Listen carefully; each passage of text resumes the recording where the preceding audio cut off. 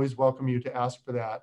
But if none of us are available at the time to kind of walk you through some of these things, we do want to give you the chance to learn, at your own pace when you'd like. So all of the days from that back to school summit are posted. And so there are full slide decks, which include the YouTube live from those webinars. And so I would encourage you to go back and just take a look at some of the items, systems and structures, that smart start that I was talking about earlier, really getting to know your kids and establishing the culture in your classroom. The lesson planning and unit planning that Lisa did on Wednesday, communication that Scott did on Thursday, and then assessment. Kelly wrapped us up with assessment on Friday. Each of those modules are here. And then we also built, and other people built, modules to go along with those. And so we have lots of different opportunities for you to be able to learn more or take a deeper dive into certain subjects. And all of this is on the Pleasanton Unified PD website. And I'm sure Scott or someone's already dropped that in the chat if you don't have that link. And so I just wanted to make sure that, just as we want to do with our kids, that I make you understand that there is more information than just a life teacher or for you to be reaching out to us individually. If you'd like to learn on your own time, we want to create those and have those resources available for you on the website. Got anything else you wanted to add to that? No, I think, I guess I would say part of the reason why we keep pointing people back to the website is there's so much information on so many different things. And again, we have so many different people on the call. We really want to make the best use of your time. And so we are not talking about what you need right now. There's a lot of other resources to just kind of help you. And our hope is to continue building this as the year goes on. And so this will just be a resource of all sorts of things as we continue moving forward through this year. Right. And so I was going to walk through some of the items that you were new to Clever and wanted to just find out a couple of things. I just wanted to walk through a couple of items regarding Clever.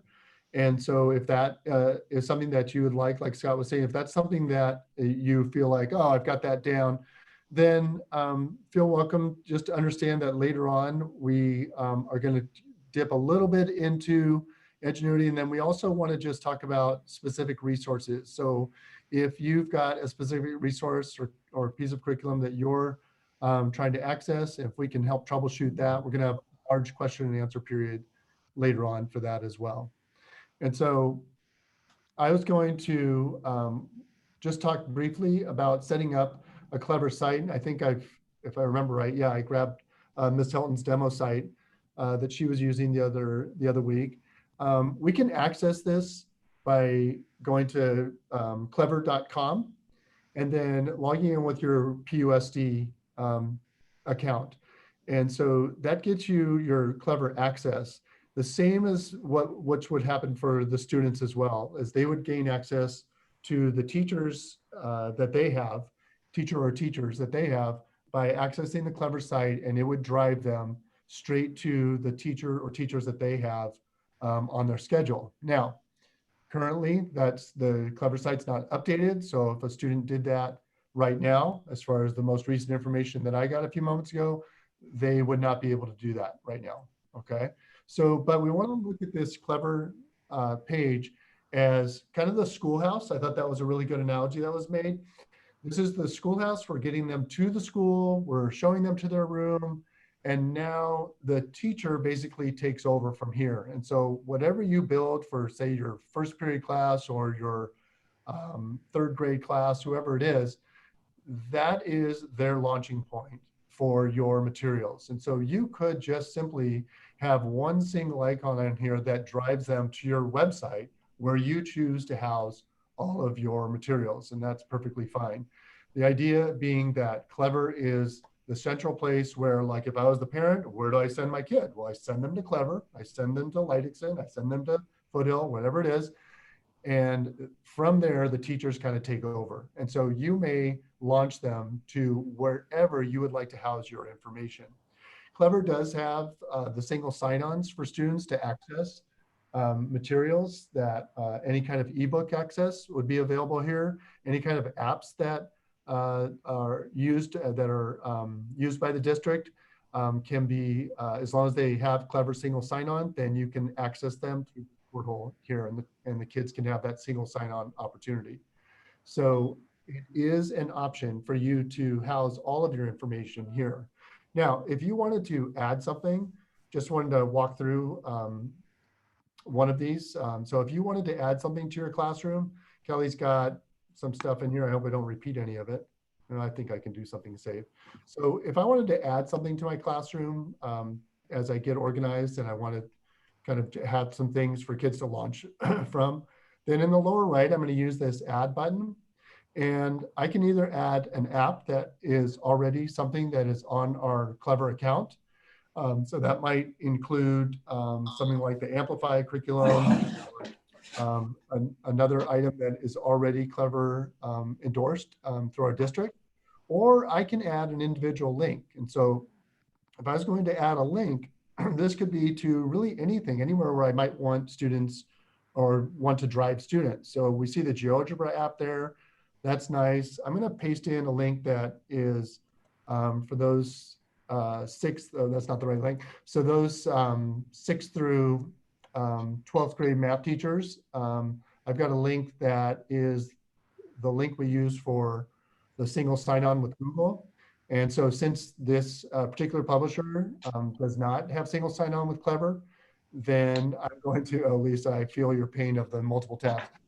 Then I'm going to include that on my Clever homepage just as a link, okay? And so they'll still be able to get that single sign-on because if they're in Clever, then they are signed in with PUSD already.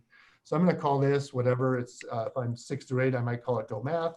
If I was if I was in Kanold, I might call it, Algebra 2 or whatever class it is, so that they know that this is the curriculum. Now, I don't like any of these icons, so I just wanted to show that you may choose to upload your own icon. So I just grabbed something online and then downloaded that as a PNG file. And so if I grab that, then that's something that I feel like is suitable for this particular link. So up here, then if students click on that, that will drive them straight into the textbook that I want them to go to. Now, I'm going to get this. I don't even see the chat right now, but if I do have a teacher out there, the chat's going to blow up with, yeah, but it's going to drive them to last year's because the rostering right now has not been updated. And so just to be clear, as we said at the beginning of this, things are being updated in real time, and we should be getting some clarity on exactly the timing of when rostering will be completed, when Clever will be paused, et cetera. That should be coming out as data processing and as our teaching and learning team. Okay. I just wanted to walk through a couple of things that you could do there. Now, God, I could have chosen a different category. So really, I don't feel like the first week of school is a good place for this. So that was my bad. I could have chosen to put this in my daily practice or my curriculum. I think I'll put it. And so now when I save that, it's going to recategorize it. Hi. Okay. All right. And so Clever is, again, I just want to emphasize, this is the place where you do not have to house everything. This does not have to be where you forge your creativity for driving students to the materials that they want. You can do that through a Google Doc.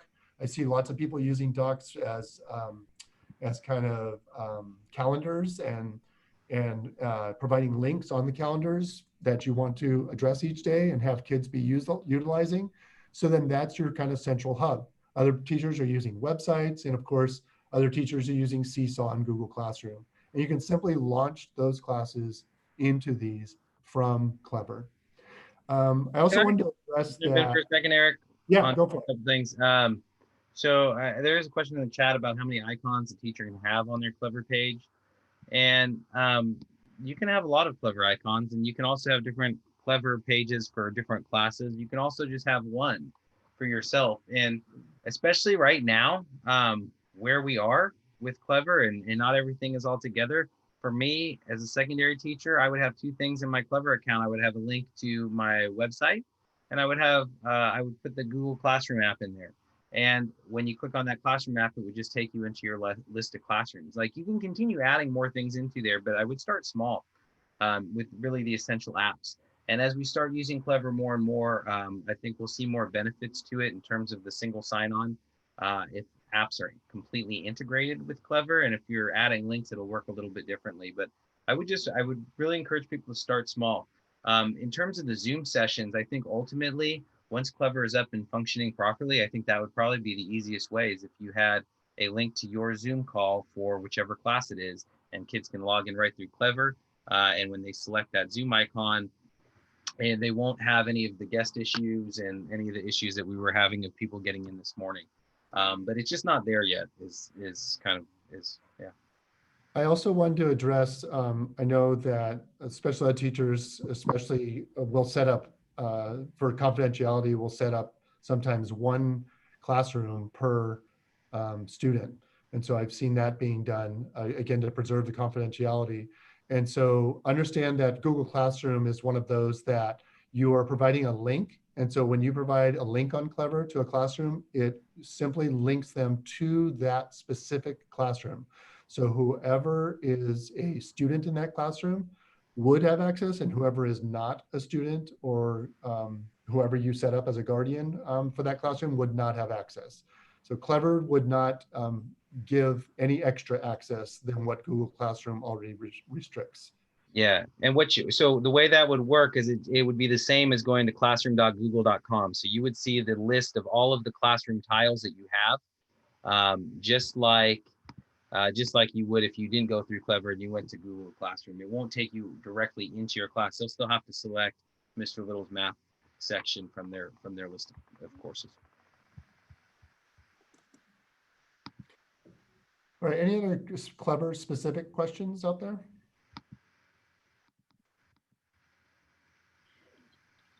I see that, yeah, Terry, the updates regarding current rosters, I just got off the phone with Media Services with that exact question, because I wanted to bring you some updated information.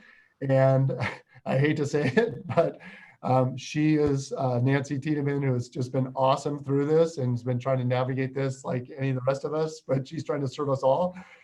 She is putting those questions out to people that have control over that as well. So I would expect some clarity later on in the day from our curriculum department. So that's what I would be looking for.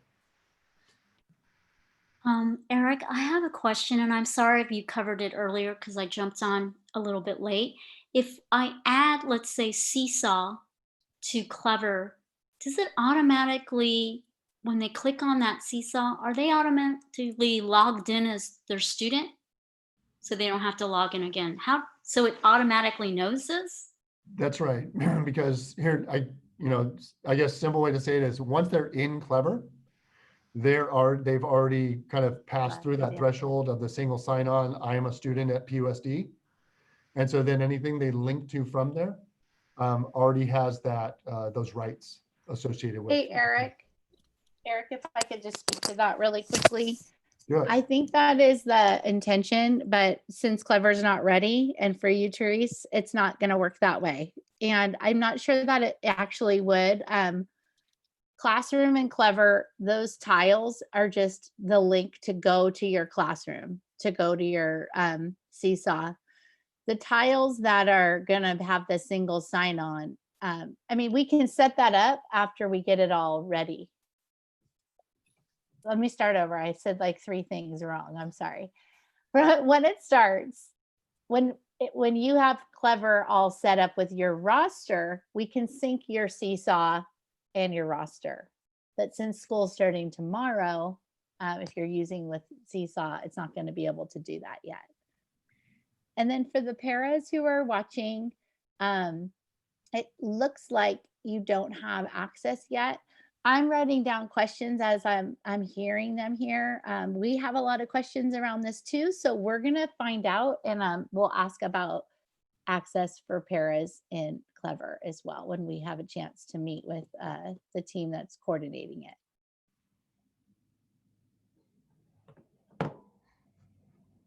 I'm just answering Anissa's question on here, but yeah. So just to clarify, it would when you add to Google Classroom, I would just use the one in Clever. If you do classroom.google.com, it would take you to the same place. Linking your specific classroom, like to be in your first period class, is really challenging. And because of the way that Classroom operates, that everybody has their own dashboard panel, that's really all you send them to, is you send them to the dashboard and they would select your class from there.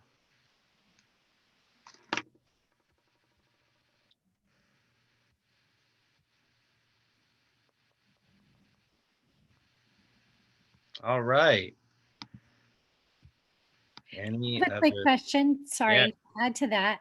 So right now, as we're working on this, I'm starting to add apps to a classroom that I created. I basically created a title, ELD, Ms. Reese ELD class. Should I hold off until those rosters are made in adding apps, because maybe the district's going to be loading something different? Or can we just drag and drop whatever those icons are into, for example, a classroom that's been created for us? Does that make sense? Yeah. So I would start small for right now. I wouldn't worry about making sure everything is in Clever. I would, I think the priorities now are making sure that kids know how to get on to day one tomorrow. But ultimately, yeah. And I don't think, Anissa, you need to hold off because it's not ready. So you can still build those classes.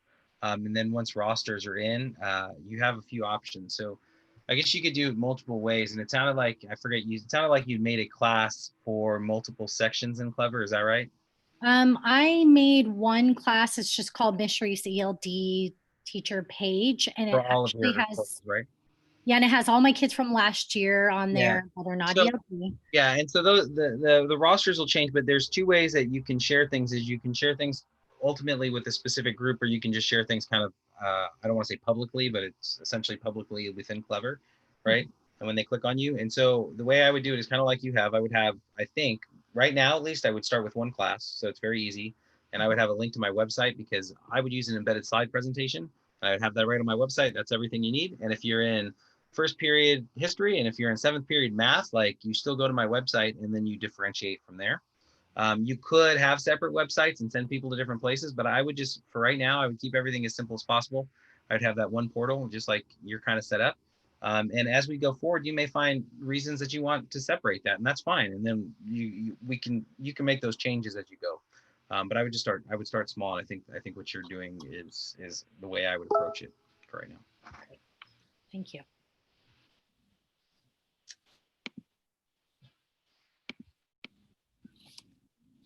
All right. Any other questions, Clever-ish related? Any other clever questions? Yeah, I have one question. Yeah. Sure. The question, like if you are in Clever, when you open website,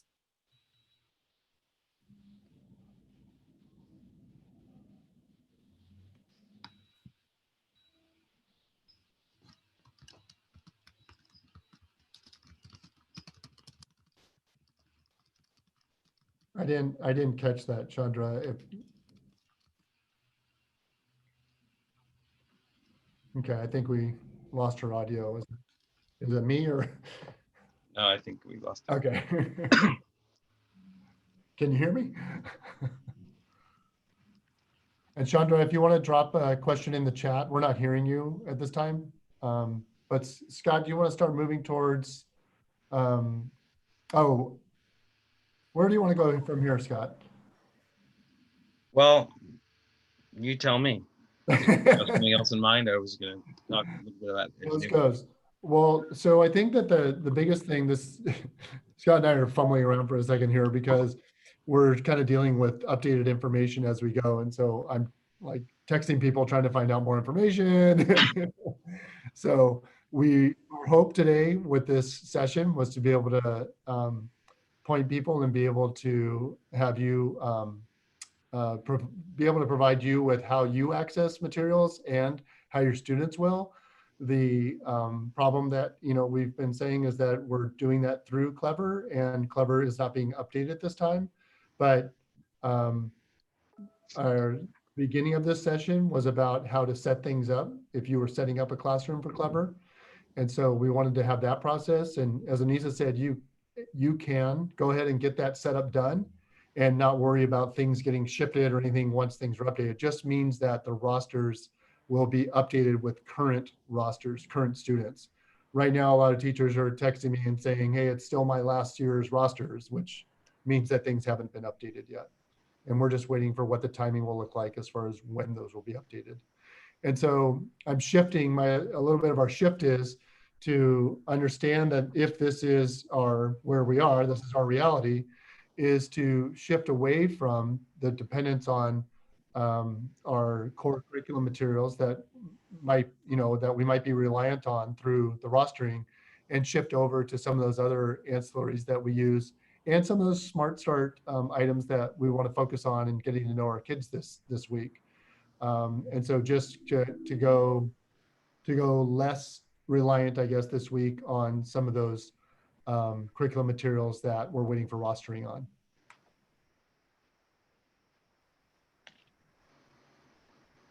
That all sounds reasonable, Eric.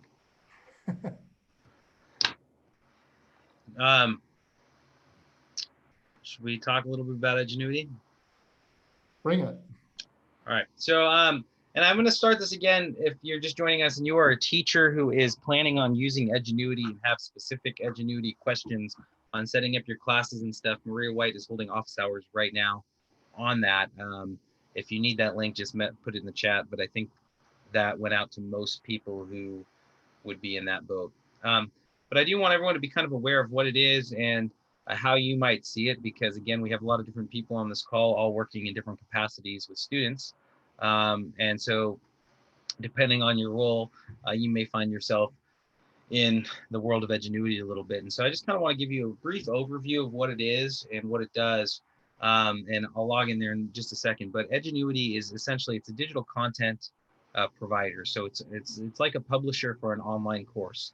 And so everything is kind of integrated in there. So I'm going to go ahead, let me share my screen, and then we'll just kind of dive in and open up Edgenuity, and we'll get. And now ultimately you should be able to go through Edgenuity. You should be able to go through Clever. Some people can. I am not one of those people. Oh, did you disable screen sharing, Eric? Oh yeah. It's cool. You can share your screen through Edgenuity if you'd like. You're Be like a game. You drive and I'll narrate. See where we go. That'd actually be kind of a fun Zoom game. Practice speaking through random sequences of an internet journey, searching by Eric.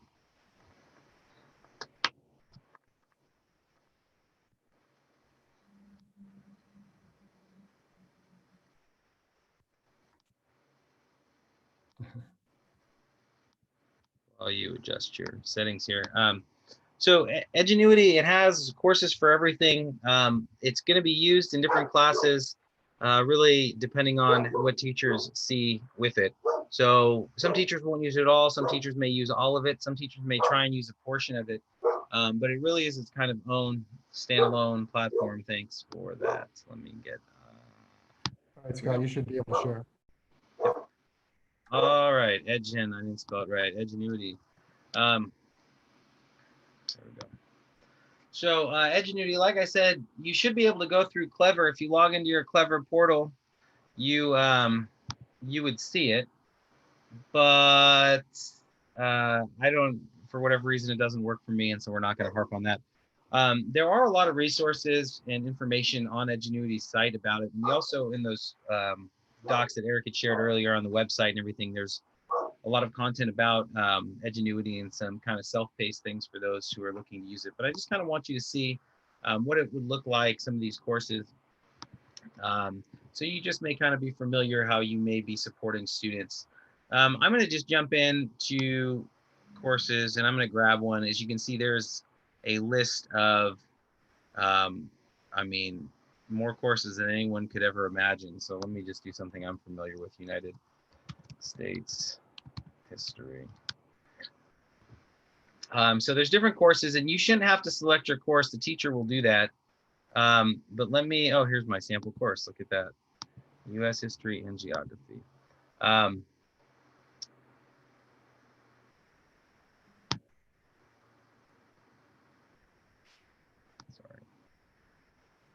it this way, actually. So I wanted to show you, sorry. Oh, yeah. All right, so here's all the courses. Let me show you what it looks like. I was in the wrong view. I was in like the course edit mode, and I don't think that's where we're going to want to be. So in manage courses, sorry, course structures.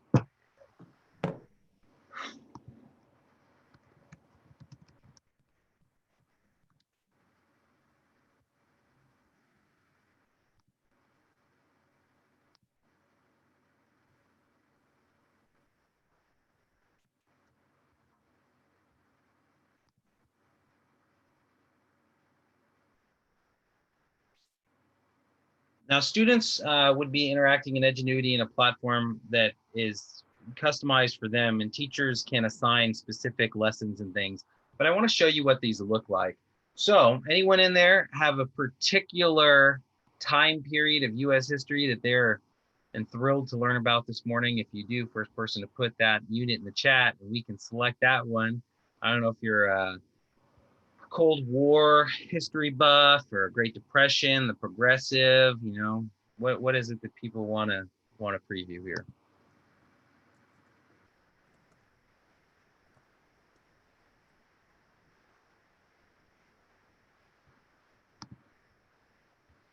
Anyone?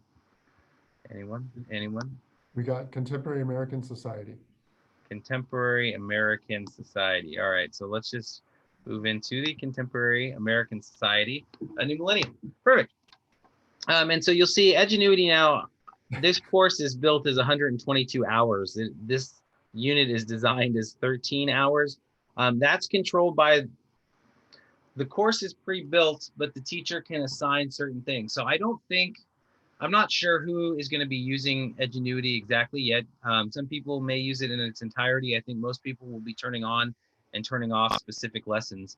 But within this contemporary unit down here, you'll see there's a lot of lessons.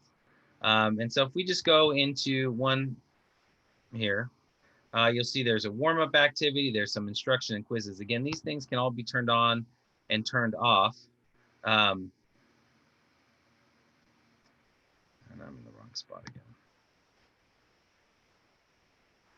So that's where, as a teacher, I would control it. I want to show you what it looks like as a learner. Oh my goodness.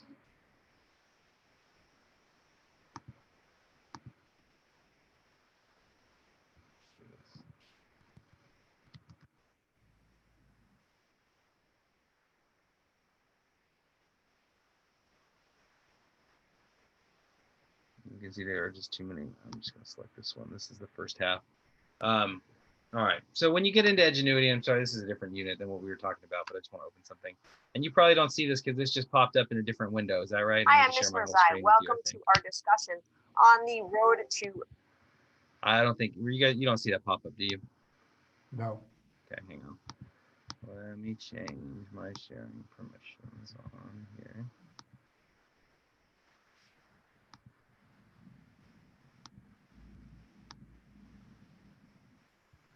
There, you got it. All right. So this would be an example, and you can see everything is done for you. So Hi, I'm Ms. Marzai. Welcome to our discussion on the road to revolution. Now, the picture on the screen in front of you shows colonists protesting attacks on tea by tarring and feathering a British customs official and forcing him to drink tea. And this lesson, you're going to learn more about the events that led the colonies to rebel against Britain. So now we're going to review colonists got on that road to revolution. So let's get started. So students would be prompted to go through these different Between things. Each of these has and 1732, the 13 American colonies were turn the volume established. down Now, their original purpose. so you can see there's a combination of notes, and then there's a combination of activities for students and checks for understanding that are all built in. So at the end of this lesson, you should be able to explain the contribution. And all of So at the these, end of this lesson, you should be able to explain the contribution. and all of these would be set and controlled by the teacher on what's available for students to use. But it may be something that you may be working with an individual student through some of their Edgenuity coursework, but just know everything in Edgenuity is designed to be kind of self-paced for kids. It really works well as an independent study component. But the content, for some of our courses that don't have digital materials, there may be, you may find some more teachers using it. There's a lot to it, and I don't really want to bog everybody down with a lot of the details. I kind of want to give people an idea of what you can expect within Edgenuity. There are also quizzes and things in Edgenuity that can be assigned in unit tests, and students get grades. Now, one of the things that is going to be interesting, depending on how people are utilizing it, is if Edgenuity is really designed as a standalone course. So if you complete the entire course in Edgenuity, you can see there's a lot of different components within this course. And the grades that you get, if you use Edgenuity completely, the grades would probably be reflected accurately. I think what's going to happen in most courses is most teachers will use a portion of Edgenuity, and they will still be keeping track of all grades in Q. And I think that's going to be something that's going to need to be really clearly communicated amongst the students, so people don't get confused.